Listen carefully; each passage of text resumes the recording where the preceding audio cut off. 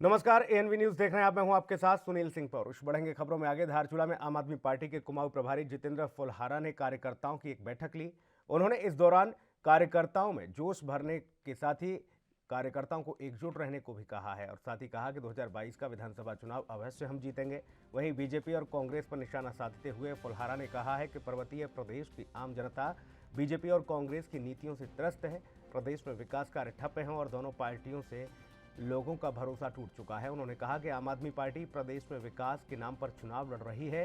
कार्यकर्ता 2022 के विधानसभा चुनाव में पार्टी को जीत की दहलीज पर जरूर पहुंचाएंगे।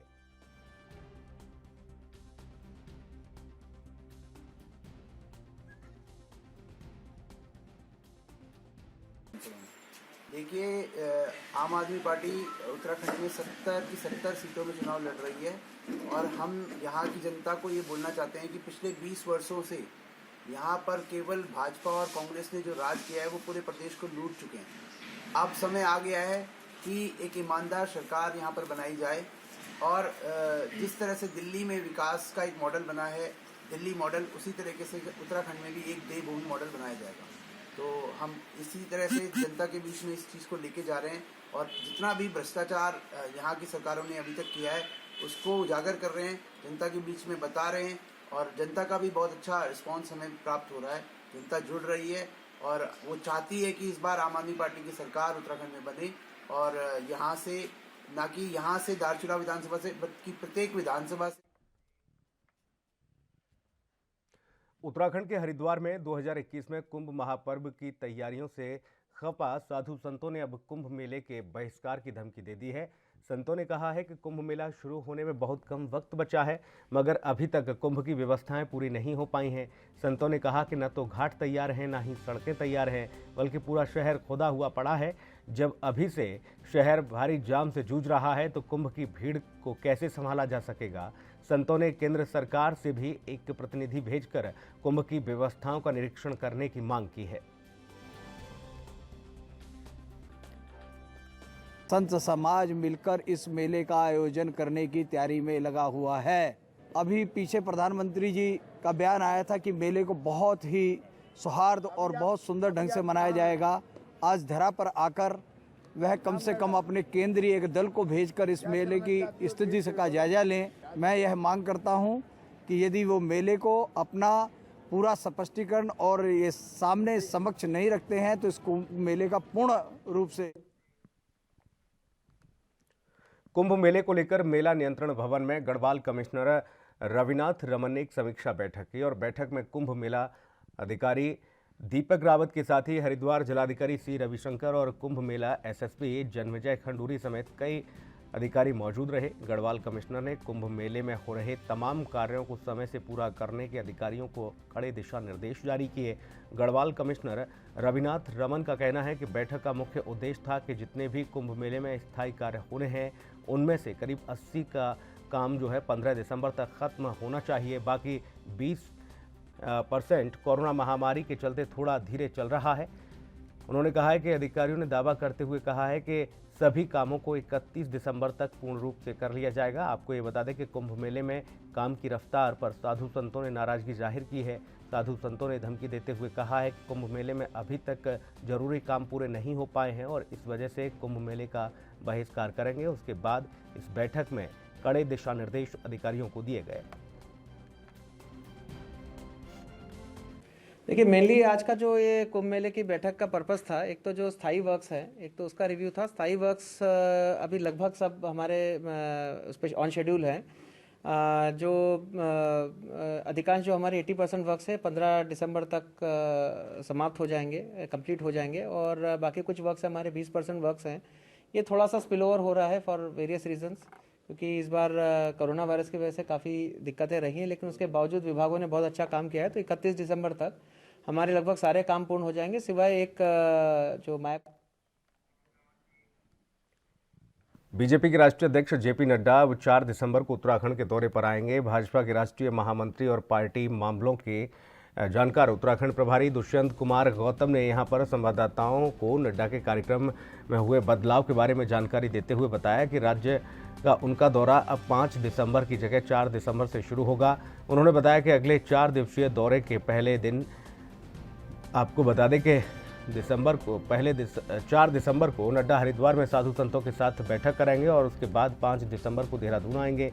गौतम ने बताया कि 5 और 6 के साथ ही 7 दिसंबर को भाजपा अध्यक्ष पार्टी संगठन और सरकार के साथ 14 बैठकें करेंगे, जिनमें पार्टी की कोर कमेटी और राज्य मंत्रिमंडल के साथ ही पार्टी के विभिन्न संगठनों के साथ बैठक होनी है।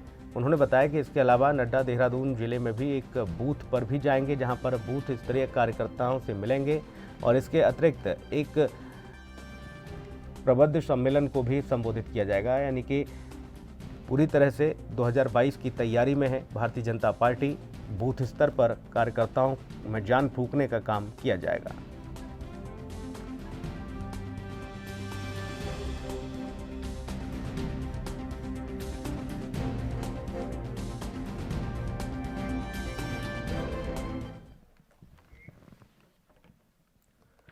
उधर सांसद तीरथ सिंह रावत ने पौड़ी में निर्माणाधीन कंडोलिया पार्क का निरीक्षण किया और इस पार्क का निर्माण पहाड़ी शैली में किया जा रहा है। इस पार्क को पर्यटकों और स्थानीय लोगों के लिए बड़ी सौगात बताया जा रहा है। इस दौरान तीरथ सिंह ने कहा है कि पार्क का सौंदर्यीकरण जिस पहाड़ी शैली में किया जा रहा है, उसे देखने से पर्यटन खुद को रोक नहीं पाएंगे। यहाँ पर बच्चों के मनोरंजन का ख्याल रखकर पार्क को बनाया जा रहा है। साथ ही कला के इस क्षेत्र में सीता माता मंदिर को भव्य रूप सरकार देगी।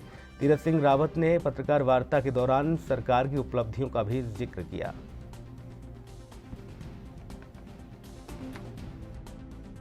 कल एक फंक्शन में आया था। आज मेरा क्योंकि देवोत्थान और दीपावली छुट्टी जिस तरह आज कहते हैं सारे देवता जागते हैं, दीपावली मनाते हैं, तो उस रूप में भी आज मेरा मंदिर जाना हुआ। कालेश्वर हुआ, आपका कंडोलिया देवता हुआ, और उसके बाद जो अपना इको पार्क जो अपना बन रहा है कंडोलिया में, ऐतिहासिक पार्क है। और कल यहाँ पर्यटक आएगा जगह जगह से, वो रात तो होटल में अगर दिन भर क्या करेगा, तो उसके लिए जिस प्रकार का यहाँ पे बच्चों के लिए एक बढ़िया पार्क, झूले हैं, आपका स्केटिंग के लिए मैं सोचता हूँ कि एक छोटा स्थान पर कहीं जगह ये होगा नहीं, पहला होगा स्टेट के अंदर नहीं, कई स्टेट में भी नहीं होगा। बहुत उधर रुड़की के मंगलौर से एक बार फिर से स्लॉटर हाउस का काम शुरू होने पर बीजेपी से लश्कर विधायक संजय गुप्ता ने कड़ी नाराजगी जाहिर की है। गुप्ता ने कहा कि किसी भी कीमत पर हरिद्वार में स्लॉटर हाउस नहीं बनने दिया जाएगा। उन्होंने कहा कि इसके लिए पहले भी हमने लड़ाई लड़ी थी और मुख्यमंत्री त्रिवेंद्र सिंह रावत ने कैबिनेट में इसे रोके जाने का जियो भी जारी कर दिया था, लेकिन वह जियो अब तक यहाँ नहीं पहुँचा और इसमें किसी अधिकारी की साजिश है। कोई अधिकारी जानबूझकर इस जियो को रोककर स्लॉटर हाउस बनाने में संरक्षण दे रहा है। उन्होंने कहा कि ऐसे अधिकारियों पर भी कार्रवाई होनी चाहिए। उन्होंने कहा हमारे कुछ कार्यकर्ता यहाँ मिले, उन्होंने कहा कि मंगलोर जो स्लॉटर हाउस था वो बंद हो गया था, उसमें चोरी छिपे से निर्माण हो रहा है। तो मैंने इस संबंध में यहाँ प्रेस बुलाई थी। हमारे यशस्वी माननीय मुख्यमंत्री त्रिवेंद्र सिंह रावत जी ने यह कैबिनेट में पास कर दिया था कि हरिद्वार जनपद में कहीं पर भी स्लॉटर हाउस का निर्माण नहीं होगा। इसका जियो भी जारी हो गया था, लेकिन फिर भी चोरी छिपे से बन रहा है। वो जियो कहाँ अटक गया, किस व्यक्ति के द्वारा अटकाया गया है, उसकी जांच होनी चाहिए और उस पर सख्त कानूनी कार्रवाई होनी चाहिए। ये मामला था और इसका निर्माण ना हो, ये हिदायत देने के लिए मैंने आज ये पीसी की है। हमारे कार्यकर्ता सब एकजुट हैं और हम अपने माननीय मुख्यमंत्री जी से भी इस संबंध में मिलेंगे कि शीघ्र इस पर पुनः रोक लगाई जाए कि जो चोरी। खबर उत्तराखंड के टिहरी से है, जहां पर पुलिस की कार्यप्रणाली पर अल्पसंख्यकों और कांग्रेसियों ने सवाल उठाए हैं। दरअसल बौराड़ी में कपड़े के स्टॉल लगाने वाले व्यापारी के साथ पुलिस की झड़प हो गई। पुलिस ने मामला दर्ज कर लिया, जिसके बाद मुकदमा दर्ज करने के विरोध में अल्पसंख्यक समुदाय के लोगों के बेमियादी धरने के समर्थन में कई कांग्रेस के नेताओं ने समर्थन देते हुए मुकदमा वापस लिए जाने की मांग की है। इस दौरान उन्होंने कहा है कि पुलिस गरीब व्यापारियों को परेशान करने का काम कर रही है। आपको बता दें कि कांग्रेस के प्रदेश महासचिव याकूब सिद्दीकी के नेतृत्व में अल्पसंख्यक समुदाय के लोगों का कलेक्ट्रेट पर धरना दूसरे दिन भी जारी रहा।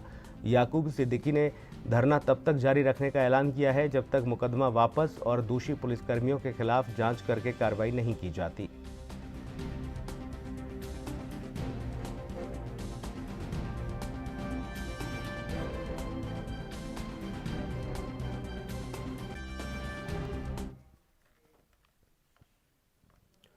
जिलाधिकारी देहरादून के निर्देश पर उप जिलाधिकारी मसूरी ने नगरपालिका परिषद, उप जिला चिकित्सालय, वन विभाग के साथ ही अग्निशमन विभाग और देहरादून विकास प्राधिकरण के अधिकारियों के साथ बैठक करके ब्लॉक टास्क फोर्स के संबंध में जानकारी दी।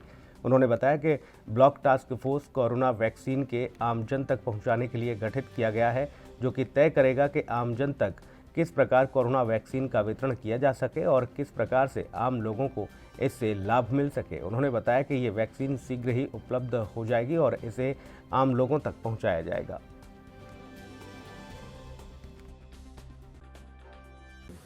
ये आज जो BTF थी, इसमें भविष्य में जो वैक्सीन आएगी, SDM महोदय की अध्यक्षता में ये बैठक हुई थी। संबंधित विभागों से जो भी विभाग इस प्रोग्राम से जुड़ेंगे उनका क्या रोल रहेगा यही बताया गया है। अच्छा, जो वैक्सीन आएगी उसमें किस आधार पर उसका जो है आगे आप उसको करेंगे? अभी गाइडलाइन कुछ नहीं आई कि किस आधार पर होगा, लेकिन यह है कि हम तैयारी कर रहे हैं कि कैसे लगेगा और किस विभाग का क्या रोल रहेगा। आज जो है जिलाधिकारी महोदय द्वारा अभी 2 दिन पहले ये निर्देश दिए गए थे कि QRT की बैठक ले लें। QRT क्विक रिस्पांस टीम, और जैसे कि हमारे सरकार का भी उद्देश्य है कि जनता को सहूलियत मिले, उनके शिकायतें जो आती हैं, उनकी समस्याएं जो रहती हैं, उनका त्वरित निराकरण हो, निस्तारण हो, तो उसी को मद्देनजर रखते हुए यहाँ पर एक बैठक ली गई QRT की। और एक और बैठक थी जो कि BTF जो हमारी बनी है, ब्लॉक टास्क फोर्स, वो मेडिकल से रिलेटेड है और उसमें जो वैक्सीन आ रही है कोरोना की, उसको लेकर के हमारी क्या तैयारी रहेगी। और उसमें हमारे डॉक्टर साहब जो पद्मपुराण यहाँ के नोडल हैं वो भी हैं, और कंसर्निंग जो हमारे और विभाग भी आए थे, तो उन लोगों से बात की गई कि भाई एक तो अपनी मैन पावर की लिस्टिंग जो है अपडेट रखें, और ताकि अगर जैसे ही ऊपर से कोई निर्देश आते हैं कि वैक्सीन को किस तरह से लोगों को जो है उसका इम्यूनाइजेशन कराया जाएगा। ऊधम सिंह नगर जिले के सप्लाई सेक्टरों में जिला मुख्यालय रुद्रपुर में लोगों के द्वारा धरना प्रदर्शन किया गया। इस दौरान प्रदर्शनकारियों ने जिला पूर्ति अधिकारी पर गंभीर आरोप लगाते हुए ये प्रदर्शन किया। सभी पूर्ति निरीक्षकों ने पूर्ति अधिकारी श्यामलाल आर्य पर गंभीर आरोप लगाए और उनके खिलाफ कलेक्ट्रेट परिसर में जमकर नारेबाजी की। दरअसल आपको बता दें कि धरना प्रदर्शन कर रहे सभी कर्मचारियों का कहना है कि जिला पूर्ति अधिकारी श्यामलाल आर्य द्वारा दुकानों में बैठने वाले खाद्यान्न का मनमाने ढंग से आवंटन किया जाता है और इसकी सूचना पूर्ति निरीक्षकों को नहीं दी जाती है, लेकिन जब सूचना का अधिकार मांगा जाता है तो उसमें पूर्ति निरीक्षक को ही जिम्मेदार ठहराया जाता है और इसके चलते पूर्ति निरीक्षक को दिक्कतों का सामना करना पड़ता है। इसके साथ ही कई अन्य गंभीर आरोप लगाते हुए उन्होंने जिला पूर्ति अधिकारी को अपने कार्यालय की चाबी देकर कार्य बहिष्कार शुरू कर दिया। साहब की कार्यप्रणाली से असंतुष्ट होकर सभी पूर्ति निरीक्षक और कर्मचारी धरने पर बैठे हुए हैं और ये धरना तब तक जारी रहेगा जब तक DSO ऊधम सिंह नगर श्री श्याम आर्य को यहाँ से हटा नहीं दिया जाता है। किस तरीके से परेशान कर रहे हैं? ये हमने पूरा लिखित रूप में अपने विभाग को दिया हुआ है 11 नवंबर 2020 को सभी कर्मचारियों ने। उत्तराखंड के हरिद्वार में 9:42 पर भूकंप के झटके महसूस किए गए। रिक्टर पैमाने पर इसकी तीव्रता 3.9 मापी गई। आपको बता दें जिसकी गहराई तकरीबन 10 किलोमीटर थी। मौसम विभाग के अनुसार देहरादून में इसकी तीव्रता 3 से कम रहने के कारण झटके अधिकांश रूप से महसूस किए गए और इससे नुकसान की हालांकि कोई सूचना नहीं मिली। हरिद्वार जिला प्रशासन ने भूकंप के झटकों को लेकर सभी को अलर्ट कर दिया है। जिला आपदा प्रबंधन के अनुसार भूकंप के झटके दोबारा भी आ सकते हैं। आपदा प्रबंधन अधिकारी मीरा केंतुरा ने बताया कि भूकंप के झटकों का केंद्र हरिद्वार रीजन है, लेकिन जिले में यह किस स्थान पर है इसकी जानकारी सही तौर पर सटीक तौर पर नहीं मिल पाई है। उन्होंने बताया कि भूकंप से जिले में जान माल का नुकसान तो फिलहाल कुछ नहीं हुआ है, इस तरह की कोई सूचना नहीं है, लेकिन हम लोगों को तैयार रहना चाहिए। वक्त एक ब्रेक का है, जल्द लौटेंगे।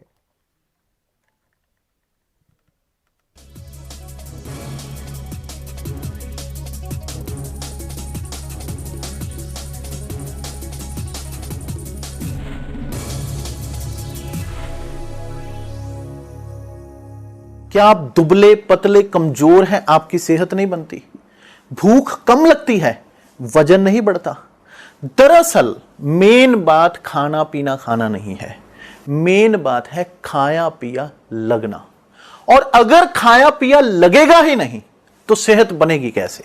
इसलिए हमारी संस्था सन्यासी आयुर्वेदा ने एक ऐसी दवा बनाई है जो कि आपके पाचन तंत्र को, आपके लीवर सिस्टम को ठीक करने का काम करती है, ताकि आप जो भी खाएं उसका पूरे का पूरा निचोड़ आपके शरीर को लगे, आपकी भूख बढ़े, खाया पिया सही से लगे, नया खून बने, हड्डियों में जान आए, वजन बढ़े, ताकत बढ़े, चेहरे पर नूर आए और आप मोटे तगड़े खूबसूरत पर्सनैलिटी के मालिक बन जाएं। यह दवा पूरी तरह से आयुर्वेदिक होती है। इसका शरीर पर कोई भी साइड इफेक्ट, कोई भी नुकसान या दुष्प्रभाव नहीं होता। लड़के लड़कियां दोनों इसका इस्तेमाल कर सकते हैं और पहले 15 दिन के अंदर ही आपको इसका असर महसूस हो जाएगा। सिर्फ 650 रुपए की पूरे 1 महीने की दवा होती है और आप इसे घर बैठे 01145454545 पर फोन करके दवा मंगवा सकते हैं।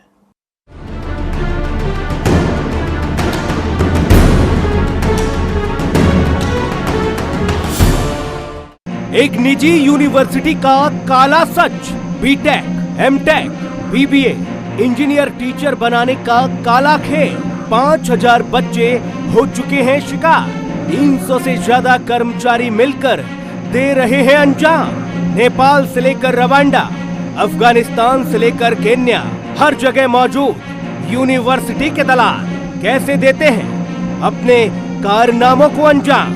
जल्द करेंगे बड़ा खुलासा, दिखाएंगे आपको पूरा सच। ऑपरेशन फेक गुरुजी, सिर्फ एएनबी न्यूज पर।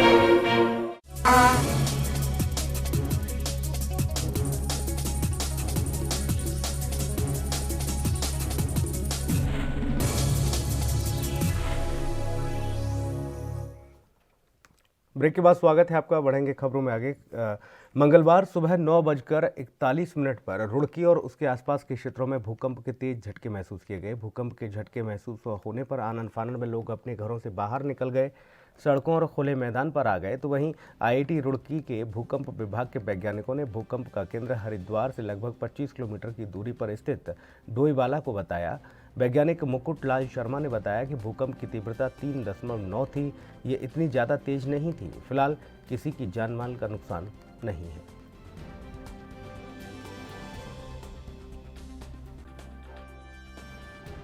देखिए, आज सुबह 9:41 और 51 सेकंड पर एक अर्थक्वेक आया है, जिसको हमने जो हमारा टिहरी गढ़वाल में एक नेटवर्क लगाया हुआ है उसमें और यहाँ रुड़की साइस्मोलॉजिकल ऑब्जर्वेटरी में रिकॉर्ड किया है।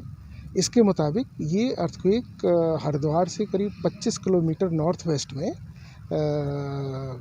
रिकॉर्डेड आया हुआ है और इसकी तीव्रता करीब 4 मैग्नीट्यूड है।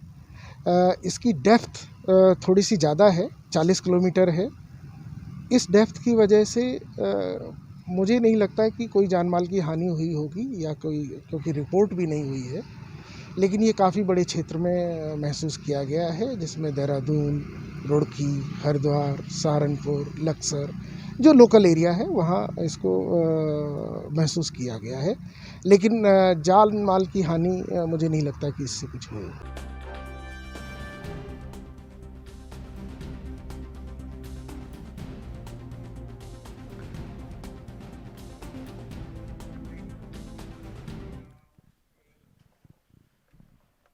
उत्तराखंड के बाजपुर के गांव मनी मुंडिया में बीते दिनों पुलिस की हुई मुठभेड़ में एक नया मोड़ निकलकर सामने आया है, जिसमें आरोपी अनिल शर्मा की पत्नी निधि शर्मा ने पुलिस पर कई संगीन आरोप लगाते हुए मुठभेड़ को फर्जी बताया। निधि शर्मा ने बताया कि पुलिस की तरफ से जबरन घर में घुसकर उसके और उसके परिजनों के साथ जमकर मारपीट की गई थी। इसके बाद पुलिस ने उसके पति और उसके दोनों बेटों का एनकाउंटर करने की बात कही थी। साथ ही पुलिस ने उसके साथ ज्यादती करते हुए उसकी बेरहमी से पिटाई की, उसे बुरी तरह से घायल कर दिया। साथ ही महिला ने पुलिस पर घर में रखे सोने और 5 लाख रुपए की नकदी को लूटने का भी आरोप लगाया और उच्च अधिकारियों से उच्च स्तरीय जांच की मांग की।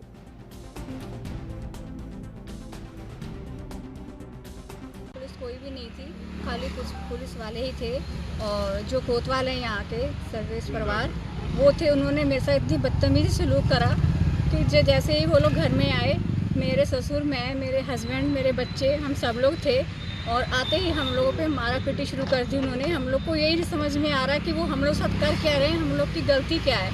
जैसे उन्होंने मेरे ससुर को मारा, उन्होंने सीढ़ियों से उनको फेंक दिया, उनके पैर में फ्रैक्चर हुआ है। मेरे साथ मारा पीटी करने लगे, मेरे साथ इतनी मारा पीटी उन्होंने करी, इतनी गंदगी उन्होंने करी, इतना गलत व्यवहार करा। ये जो कोतवाल है, जो अपने उनको नहीं समझा सकते थे, उनको नहीं ये कह सकते थे कि महिला सुरक्षा करनी है, क्या करना है, वो इतनी बदतमीजी मेरे साथ कर रहे थे। तो उन्होंने खुद भी मेरे साथ इतनी बदतमीजी करी, इतनी मुझे होकर के कार्रवाई की गई है और मौके से जो भी एविडेंस उस दिन कलेक्ट हुए हैं उसके बाद वापसी में पुलिस ने उसमें अभियोग पंजीकृत कराया है। यदि इसमें आपत्ति इनकी है तो हमारे उच्चाधिकारियों को एप्लीकेशन देकर के जांच करवाई जा सकती है। इसमें धरना प्रदर्शन वो उनका अपना राइट है, लेकिन जो कार्रवाई लीगली बिल्कुल पुलिस ने एकदम सही कर रखी है। इन्होंने अपने वेपन्स का गलत यूज़ करते हुए पुलिस पे फायर किया है जिसमें खोखे वगैरह मिले हुए हैं। बाकी इन्होंने जो उत्तराखंड के हरिद्वार के थाना पथरी बहादुरा गांव में 5 साल की मासूम बच्ची के साथ दरिंदगी का मामला सामने आया है। बच्ची के साथ पड़ोस में ही रहने वाले नाबालिग लड़के ने दुष्कर्म की वारदात को अंजाम दिया। मामले की जानकारी मिलते ही पुलिस ने आरोपी नाबालिग को गिरफ्तार किया है। वहीं बच्ची की हालत बिगड़ता देख उसे जिला अस्पताल में भर्ती कराया गया। पीड़ित मासूम बच्ची और नाबालिग आरोपी एक ही समुदाय के बताए जा रहे हैं। उत्तराखंड के हरिद्वार में पथरी थाना क्षेत्र के जट बहादुरपुर की एक घटना, जहां पर एक मासूम बच्ची के साथ दुष्कर्म की घटना को अंजाम दिया गया।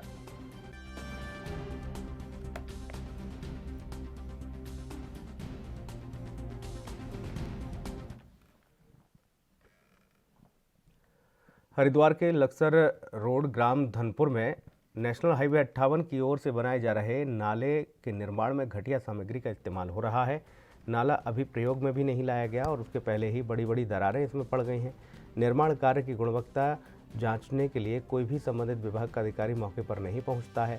लगभग 1 किलोमीटर तक धनपुरा में घटिया सामग्री लगाकर नाले का निर्माण कार्य किया गया है। संबंधित विभाग के अधिकारी और ठेकेदार मिलकर सरकार पैसे का दुरुपयोग कर रहे हैं।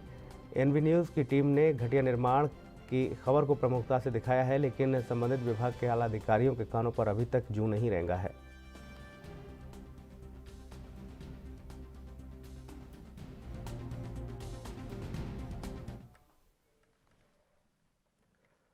उधर चमोली में पिछले कई दिनों से आतंक मचाने वाले बाघ को आखिरकार पिंजरे में कैद कर लिया गया। वन विभाग ने निर्भक्षी बाघ को पिंजरे में कैद कर लिया और इस निर्भक्षी बाघ ने पिछले कई दिनों में 2 लोगों को अपना शिकार बनाया था। आपको बता दें कि बीते रोज चमोली के गांव पैका में रहने वाले गंगा सिंह सुबह जरूरी काम से निकले थे और इस दौरान रास्ते में निर्भक्षी बाघ की उन पर नज़र पड़ी। फिर बाघ ने गंगा सिंह को अपना शिकार बना लिया, जिसके बाद पूरे इलाके में लोगों में दहशत का माहौल था। लेकिन वन विभाग ने कड़ी मशक्कत के बाद आखिरकार इस निर्भक्षी बाघ को पिंजरे में कैद कर लिया। पहली बात तो यह है कि जोशीमठ में उसका आतंक नहीं था। उसका आतंक गोविंद घाट रेंज के अंतर्गत पैंका और बलदोला क्षेत्र में था।